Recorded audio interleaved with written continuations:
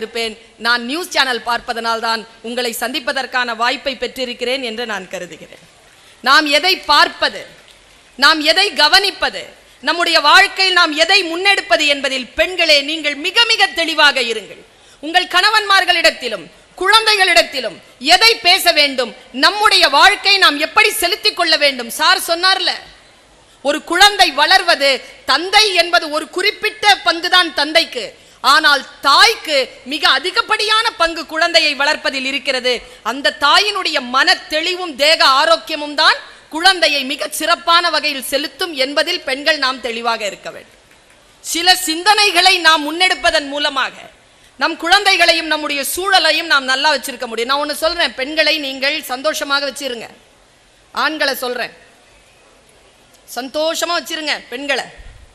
ஏன் தெரியுமா? அவங்களை நீங்க துன்புறுத்தாதீங்க. நீங்க